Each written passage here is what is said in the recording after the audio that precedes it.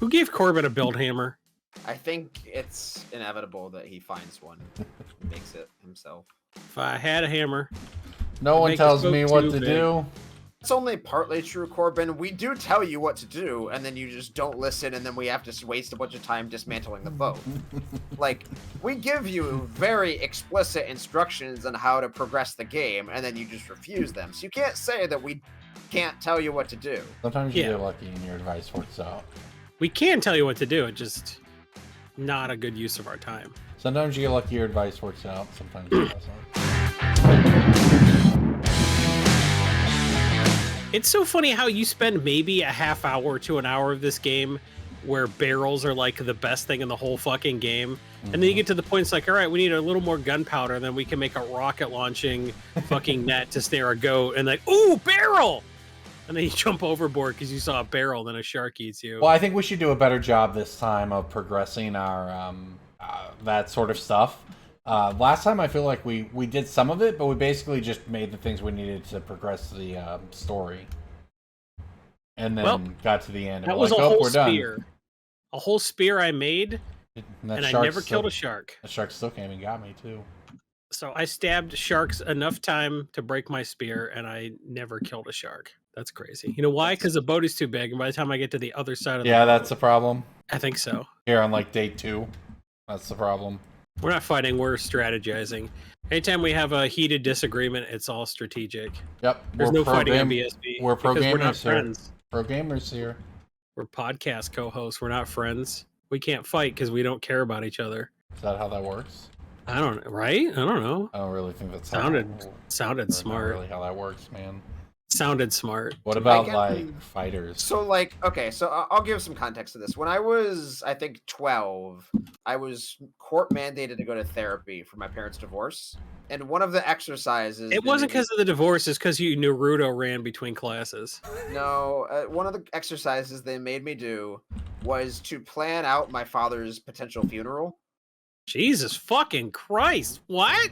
Well, like one of the reasons for like the divorce was because he had a traumatic brain injury and went back to drinking after he nearly died. But so I think it was just like an attachment test kind of thing. I'm actually gonna toss the anchor here. That seems. And I really had like basically no emotional attachment to my father growing up, and so I think that may have freaked my therapist out.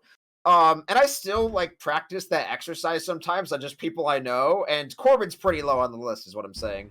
Like I don't think I'd feel much if he died. Jesus, dude, we were having fun, and then you. That was fucked, man. That was fuck, dude. God damn, man. Jesus, dude. I'm no therapist, but I can diagnose you with autism from here. Jesus. My funeral's going to be lit because DJ's not allowed to plan it. Am I on one of those cringe shows? Is that an unwitting guest? Your life is a cringe show, sir. I'm saying not that Corbin seeing... probably there it is. I'm just saying that Corbin probably overestimates the amount of people that care about him in his life. That's all I'm saying. That can be objectively true, and what you said still be weird, right? Both of those things can coexist. In a universe I like to call me just gesturing and saying, "You see the fuck what I put up with." I'm the one being. I don't even understand what's. I'm playing Raft, man. I'm just vibing. Anyone got some rope? I can make you some. Nope, I cannot. So you're nope on the rope. I just filled the deck with rope on the deck of the ship with the next to the duck. I just squatted and just a game of out. I saw you just go full like scarf out of the mouth magician. I threw out a few coils of rope on the deck, is what I'm saying. I almost died getting sand and clay. Yeah, but you allowed me to do what I wanted to do. I got 3 clay and 1 sand, so the shark came after you, not me. I'm basically a hero. I will respect you as much as Congress respects our 9/11 responders. Did I stutter, Corbin? Tight 5 for the Comedy Store there, bud? Jason's sad because he's not the only person trying to be funny. I don't try to be funny. That's the difference between you and me. Shut up. That's so fucking edgy. Jesus Dude, Christ. That was so lame. Can we get off this island? The Swap vibes. out the tracks. I'm always coat and just go smoke outside of middle school. Yeah, dude, like I'm always gonna have bad memories of this island now after hearing that. This entire exchange, man, it's just time to go. I'm just not. I don't even both need of to try. You, man. Both of you. I said funny. Man. It's just time to go. I don't have to try to be funny. It's just time to get out of here, man. Jason's got all the Rick and Morty references. He doesn't need to rely on natural talent How long were you sitting on that one? from chat. So Oh, boom! Jason roasting chat. Let's go. That's where we're at now. Fuck out of here, Voloptimus Grime. Don't you have Voloptimus Elon Musk to go break up with? Got him! His name is similar to a famous person. A fucking idiot. Well, there goes our chat interaction for the week. He says he wants to understand it, but you're too much of a boomer. I'm a boomer for being aware that boomer. Elon Musk and Grimes and their son are they're splitting up. Yeah, that was pretty boomery, frankly. Yeah. How old is he? Knowing the news is boomery. We get our news from TikToks. It's called the. If you were hip and cool, you would know it's called the Clock app. Your whole Raft strategy is to call me cringe and then be twice as cringe, and then I get mad. That's my Raft because strategy. You shouldn't be allowed. I like that. That's my Raft strategy. Your strategy. Raftagy. My Raftagy. Yeah. Your strife strats. Guess you got it there, man. these log piles. I think we can put planks in them. It said stores firewood like you've never seen before. So I assume we could put planks in. No. Why do they? You just try to use a grapple on those logs. Yeah, man. You just can't. Do we paddle to that island over there, or do we just see where the current takes us? Are they just cosmetic? No way, I'm gonna fucking starve to death if I try to paddle to that island. Fuck that. Are they just cosmetic? Or what cosmetic? Corbin, can you please try to contribute something useful to our firewood things? They can't really just be cosmetic, right? That would be so tilting. Do you have a bunch of planks? I tried putting planks on them and that didn't work. You can't interact with it. They just seem to be cosmetic. Which is the important thing is that you build a second one before you saw how the first one worked. Well, they weren't super expensive. I think it was like 12 total planks.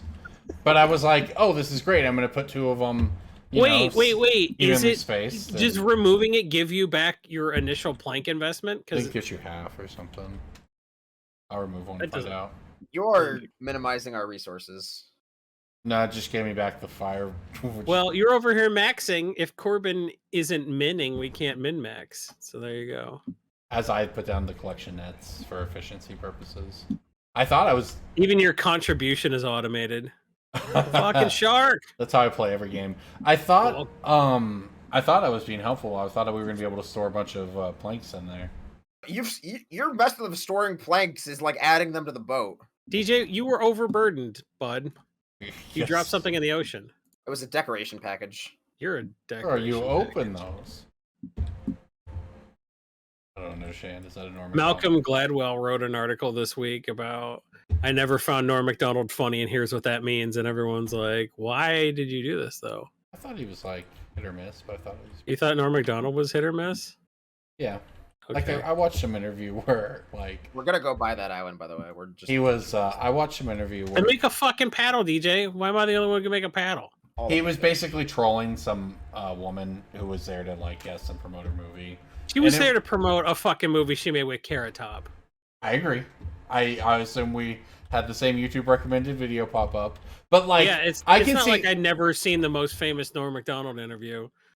Where he said chairman of the board. I don't know anything about it, man. Like it was new to me.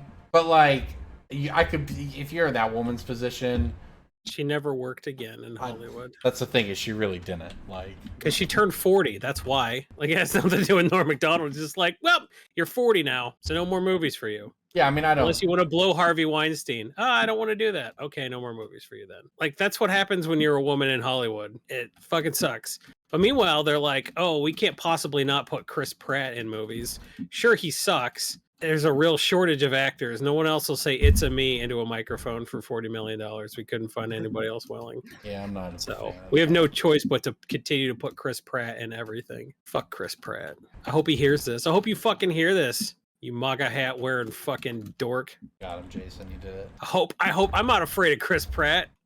I want him to hear this. What happened was he was waiting tables in a restaurant and some casting director wanted to have sex with him for some reason. And then he's in movies forever. What? Now you're just probably actually going to libel a guy. What? No, he was like waiting. He lived in Hawaii. He like slept in a tent on a beach, and he was waiting tables at like Bubba Gump Shrimp Company or some shit. And some casting director was like waited on him. She's like, "Oh, I want to fuck that guy. Let's put him in Parks and Rec." That's like literally what happened. He was in a show before Parks and Rec. Whatever it was, not he was important. Like a teenager. You're a teenager. And Jason, just leave him there you for a week. see that Channel 8 Fireball points redeemed? Channel 8 Fireball for what? Chris Pratt in every movie from your childhood? What were some of your favorite? So, what are some of your good childhood movies that Chris Pratt could have been in? Like, think of some like classic childhood movie. Universal Films presents Who Framed Roger Rabbit, starring Chris Pratt as both Roger Rabbit and Eddie Valiant.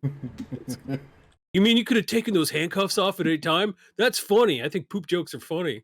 I'm Chris Pratt. Jesus is real. I can't do a Chris Pratt voice. Sorry. Chris Pratt in Back to the Future. Yeah, I'll fuck my mom. That's it. Chris Pratt. I'm not saying Chris Pratt fucks his mother. I'm saying that if he played Marty McFly, he specifically would be like less turned off by the thought of fucking his mom. That's all I'm saying. I'm not saying Chris Pratt fucked his mother, right? I'm not saying that. He's gonna sue you. I'm saying he didn't. You can't say that Chris Pratt had sex with his mother, Evelyn Pratt. I'm not saying that. Oh my god. I'm just wondering if you actually looked up his mom's name. I already know it. You already knew it. Yeah. You already knew Chris Pratt's mom's name. Yeah.